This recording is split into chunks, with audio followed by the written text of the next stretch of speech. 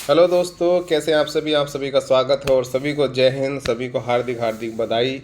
जैसा आप सभी जानते होंगे, आज हमारा चंद्रयान 3 मिशन का जो प्रज्ञान रोवर था, जो लैंडर था, वो चंद्रमा की सतह पर आज लैंड हो गया है। ठीक है, जैसा आपको पता है, चंद्रयान 2 जो हमने लॉन्च किया था 2019 में, जो पार्सली रूप से सक्सेसफुल था, लेकिन लैंडिंग करते वक्त वो हार्ड लैंडिंग का शिकार हुआ था और क्रैश हो गया था। उसी के सापेक्ष में चंद्रयान 3 लॉन्च किया गया और आज ये पूर्ण रूप से सॉफ्ट लैंडिंग चंद्रमा की सतह पर, चंद्रमा के दक्षिणी हिस्से पर, जैसा कि आप यहाँ पर अगर देखेंगे, मैंने लिखा हुआ है चंद्रमा के दक्षिणी हिस्से पर, ये चांद के दक्षिणी हिस्से पर 23/8/2023 को 6:04 पर लैंड हुआ, जो कि सभी के लिए, पूरे देशवासियों के लिए गर्व का क्षण है। देखो, उसका कारण है, अभी तक विश्व का कोई सा भी देश, जितनी विकसित कंट्रियाँ, चाहे अमेरिका हो, चीन विकसित नहीं है, विकासशील की श्रेणी में है, लेकिन सोवियत संघ जो कि पहले था, आज रूस है, रूस विकसित है, जापान है, जर्मनी है, कोई सा भी ऐसा देश अभी तक चंद्रमा के दक्षिणी हिस्से पर प्रवेश नहीं कर पाया है। हालांकि चांद की सतह पर हमसे पहले 3 देश जा चुके हैं, जिसमें अमेरिका है, यूएसए है, चीन है और सोवियत संघ, जो कि वर्तमान में रूस के नाम से जाना जाता है, क्योंकि उसके कुछ हिस्से टूटकर उससे अलग हो गए। 1990 से पहले ये सोवियत संघ के रूप में जाना जाता था। तो ये हमारे लिए बहुत बड़ी उपलब्धि है, क्योंकि चंद्रमा के जिस हिस्से पे एक से एक देश इस विश्व में है, विकसित देश हैं, उसके पास हाईफाई टेक्नोलॉजी है, लेकिन हम लोग वहाँ पे कोई नहीं जा पाया। अभी कुछ ही दिन, 4-5 दिन की पहले की बात है, रूस का एक मिशन लूना 3 आई थिंक था, वो इस हिस्से पे गया था, लेकिन वो भी क्रैश हो गया था। तो रूस ने वो प्रयास अभी किया था जल्दबाजी में, लेकिन वो क्रैश हो गया, वो लैंडिंग नहीं कर पाया। तो फाइनली चंद्रयान 3 का हमारा तो जो लैंडर है वो लैंड हो गया है। तो आप सभी को बहुत बहुत बधाई। उसी के सापेक्ष में मैंने सोचा चलो आज आपको थोड़ी सी चंद्रमा से संबंधित कुछ जानकारी दे दी जाए, कुछ रोचक जानकारी। तो उसी से संबंधित चलिए हम देखिए, चंद्रमा का आकार से संबंधित पहले जानकारी। चंद्रमा का आकार, कोई बोलता है गोल है, कुछ कैसा है, लेकिन चंद्रमा का आकार अंडाकार, जो हमें एक बेसिक जानकारी पता होनी चाहिए।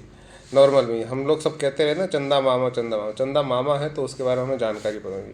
ये चांद है, ये पृथ्वी है मान लो हमारी, तो ये इसका आकार जो है वो अंडाकार है।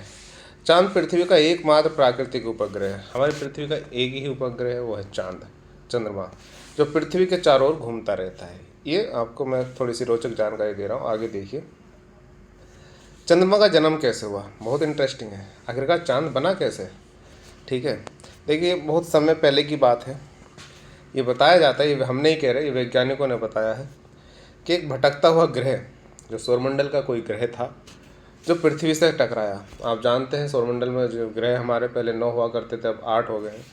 पृथ्वी से टकराया और टकराने से टूट फूट हुई, मलबा बना।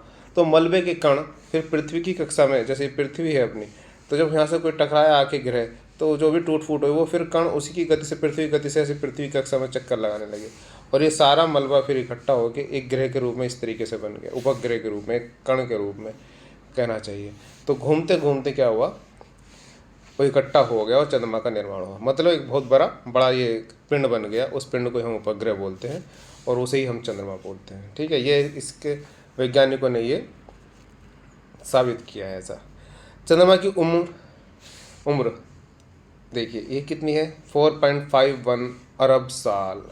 ये कैसे ज्ञात हुई है, आपको पता है, सबसे पहले चंद्रमा की सतह पर नील आर्मस्ट्रांग ने कदम रखा था। वहाँ से वो जब कुछ जो भी वहाँ पे पत्थर वत्थर थे, जो भी वो कण लाए, उनकी फिर जांच की गई, वो कितने साल पुराने थे। उनकी जांच के आधार पे ये चंद्रमा की जो एज है वो डिसाइड की गई है, जो कि 4.51 अरब साल है, जो कि पृथ्वी से 4 अरब साल छोटी है। मतलब पृथ्वी उससे 4 अरब साल और ज़्यादा पुरानी है। आप समझ रहे हैं। चलिए, अच्छा, ये भी कितना इंटरेस्टिंग है। अगर चांद ना हो तो क्या होगा, अगर चांद ना हो तो क्या हो, चांद ना हो तो पृथ्वी पर क्या असर होगा। बाकी तो नहीं पता, दुनिया का भी हम डिसाइड नहीं कर रहे, लेकिन पृथ्वी पे देखिए क्या क्या असर हो सकते हैं। रातें अधिक अंधेरी होंगी, क्योंकि अभी आपको पता है ना, अभी अमावस्या पूर्णिमा जब चांद बढ़ता है फिर घटता है तो चांदनी रात होती है, थोड़ी सी रोशनी बनी रहती है। अगर चांद नहीं होगा तो बहुत ज़्यादा अंधेरी रात होगी।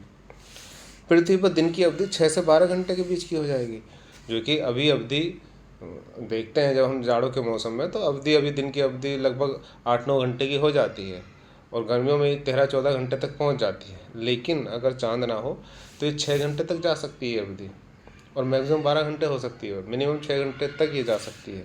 मतलब 6 घंटे का दिन होगा। ज्वार भाटा का आकार बदल जाएगा। आपको पता होगा, आपने ज्योग्राफी में पढ़ा होगा, ज्वार भाटा को चंद्रमा प्रभावित करता है। चंद्रमा का गुरुत्वाकर्षण बल, चंद्रमा का जो प्रभाव है वो प्रभावित करता है। अगर चांद नहीं होगा तो ज्वार भाटा ज़्यादा ऊंचे आएंगे, जिससे समुद्र किनारे बसे जितने भी क्षेत्र हैं, जितने भी देश हैं, उनके ऊपर असर होगा। तो ये सब प्रभावित हो जाएंगे। सूर्य ग्रहण नहीं होगा। कितनी इंटरेस्टिंग बात है, अगर चांद ना हो तो सूर्य ग्रहण नहीं होगा। क्यों नहीं होगा? क्योंकि पृथ्वी, जब सूर्य ग्रहण होता है तो पृथ्वी और सूर्य के बीच में चांद आ जाता है ना, तभी तो पृथ्वी पर सूर्य ग्रहण हो जाता है। समझ रहे हो ना आप? इस तरीके से चलिए और देखिए, और इंटरेस्टिंग फैक्ट लाया हूँ मैं आपके लिए। धरती से चांद का केवल इतना परसेंट हिस्सा, 59% हिस्सा दिखता है। ये शायद आपको, जहाँ हम जो चांद देखते हैं आकाश में, उसका केवल 59% हिस्सा ही हम देख पाते हैं। 41% हिस्सा हम नहीं देख पाते हैं। और बहुत इंटरेस्टिंग बात है, चांद पर वायुमंडल नहीं है। और वायुमंडल नहीं है मतलब वहाँ पर हम किसी की कोई वॉइस नहीं सुन सकते, क्योंकि आवाज़ सुनने के लिए हमें वायुमंडल एक माध्यम होना जरूरी है। और वायुमंडल एक माध्यम की तरह कार्य करता है। जब हम कुछ बोलते हैं तो हमारे कण के लिए, हमारी वॉइस के लिए, फ्रीक्वेंसी के लिए एक माध्यम की आवश्यकता होती है दूसरे तक पहुंचने के लिए। वहाँ वायुमंडल है ही नहीं, तो दूसरे तक आवाज़ जा ही नहीं पाएगी। अच्छा, अभी ये लैंडिंग कहाँ हुआ है? जो चंद्रयान 3 मिशन है हमारा, वो लैंडिंग कहाँ हुआ है? मैंने पहले ही बता दिया, दक्षिण ध्रुव पे, जो कि भारत पहला देश है जिसने दक्षिण ध्रुव पे कोई अपना मिशन लॉन्च किया है। यहाँ सूरज की रोशनी नहीं पहुँचती है, वो हमेशा अंधेरा रहता है। यहाँ पहाड़ और गहरे गड्ढे हैं, इसलिए भी यहाँ पे अपना लैंडिंग कराना बहुत ही ज़्यादा परेशानी भरा था। इसलिए हमारा चंद्रयान 2 मिशन फेल हुआ। लेकिन हमारे वैज्ञानिकों ने उस पर काम किया, तकनीक पे काम किया, और फाइनली चंद्रयान 3 को सॉफ्ट लैंडिंग वहाँ पे करा दी। आगे क्या? अभी इसमें और क्या प्रोग्रेस होनी बाकी है? देखो, अभी लैंड हुआ है। अब इस जो हमारा लैंडर है उसके अंदर हमारा प्रज्ञान रोवर है, जो कि वहाँ की सारी एक्टिविटी हमें बाद में पहुँचाएगा। उसमें बहुत हाईफाई टेक्नोलॉजी के कैमरे लगे। अभी वो प्रज्ञान रोवर उस लैंडर से बाहर निकलना बाकी है, तो अभी बहुत सारा प्रोसेस है। लेकिन सॉफ्ट लैंडिंग हो चुकी है, अपने आप में बहुत बड़ी अचीवमेंट है। और ये बाकी का प्रोसेस इतना हार्ड नहीं होगा। तो बाकी जानकारी मैं आपको आगे दूंगा। ये एक छोटी सी जानकारी मैं सोचा आप लोगों के साथ शेयर कर दूं। ठीक है, सो थैंक यू। फिर से एक बार आप सभी को बधाई, धन्यवाद, जय हिंद। अच्छा, सुनिए, एक और इंटरेस्टिंग बात मैं आपको बताना चाह रहा था। चलिए ज़रा इसको देख लीजिए। देखिए, ये क्लिप देखिए आप। ये क्लिप 2019 की है। ये देख रहे हैं आप? इनको देखिए। ये हमारे इसरो के पूर्व चीफ हैं श्री के सिवान, और ये माननीय श्री प्रधानमंत्री जी हैं, श्री नरेंद्र मोदी जी। जब चंद्रयान 2 विफल हुआ तो किस तरीके से ये मोमेंट था, कितना दुखदायी था, क्योंकि बहुत बड़ा प्रयास लगा होता है। लेकिन हमारे माननीय प्रधानमंत्री जी ने उनको दिलासा दिलाया और बोला कि नहीं, हम सफल होंगे। और देखिए, अभी आपको दिखाते हैं।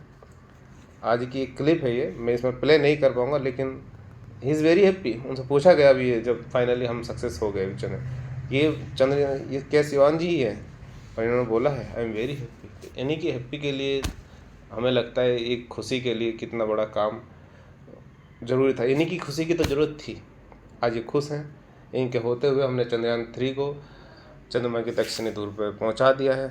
तो ये एक जानकारी और आपको इंटरेस्टिंग देनी थी, जो कि चंद्रयान 2 के निदेशक रहे हैं। चलिए मिलते हैं फिर।